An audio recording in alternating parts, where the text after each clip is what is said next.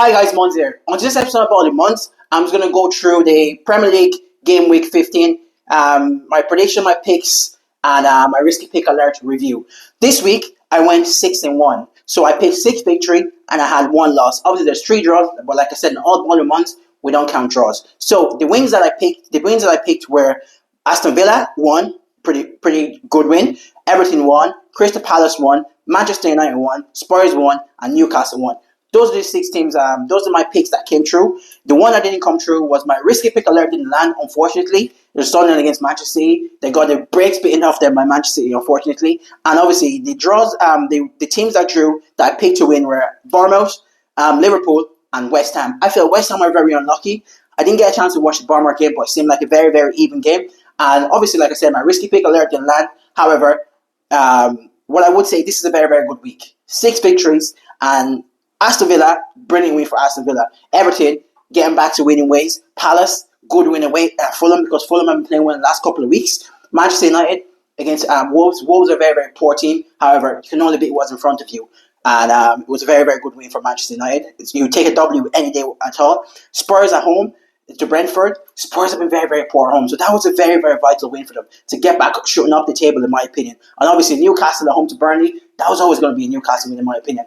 I think the only disappointment for Newcastle in this game is to concede a goal to Burnley with 10 men down. And Burnley also had a late chance in the game. I think Fleming had a header, late chance to equalise. That would have been a disaster for Eddie Howe, in my opinion. As the way the season is going, it's been up and down for Eddie Howe. They were very good at home, but they've been very poor away. But obviously, the squad needs to be. I think they're going to get. I think Wissa came on as well, which is good. I think Wissa is going to add a different dimension for them, especially up front. And then they have Voltemada. They have obviously Anthony Gordon, Harvey Barnes, Elanga, and then now they have Wissa.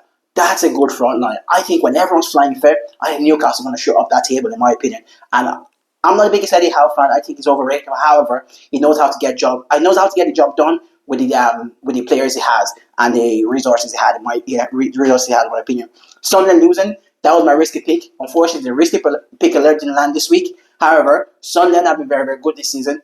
There's obviously a reason why I picked them to be my risky pick alert, but Manchester City showing great form, beating them and beating the brakes off Sunderland, in my opinion. Liverpool, it's a shamble out in Anfield, and you know what? And I'm absolutely delighted.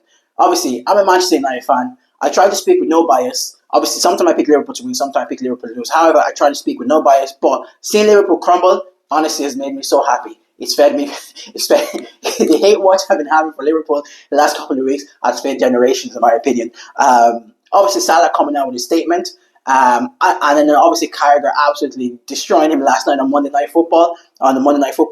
I think that's an in-house issue with Salah. I love Mo Salah. I think he's one of the greatest players, probably top 5, top 8 players in the Premier League of all time, especially at attacking. However, if you're Mo Salah, you've played poor so far this year. You've been absolutely terrible. You've been very poor. If you're Mo Salah, you've been very poor this season. The team is struggling. You're probably one of the leaders in the team. You're probably one of the longest there serving players in the team. You're one of the leaders. You're probably one of the best players alongside Virgil van Dijk. Come together. Don't go to the press, putting pressure on the manager and the board to kind of try to sack the manager. I think that's completely out of order from. I think that's completely out of pocket from Salah. But then again, Salah's always been selfish. I remember him and Manning, and I just think Salah's a very selfish individual. He only cares about his numbers, and that's well and good.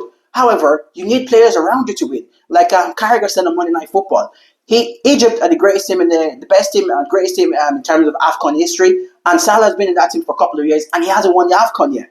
So, like I said, you need great players around you. But I did think Carragher absolutely destroyed him on Monday Night Football. I wonder what Salah's going to say, but I believe that relationship between Salah, Arne Slot, and Liverpool is unrepairable, in my opinion. I think Salah has to go, or Arne Slot has to go. One of them has to go, in my opinion.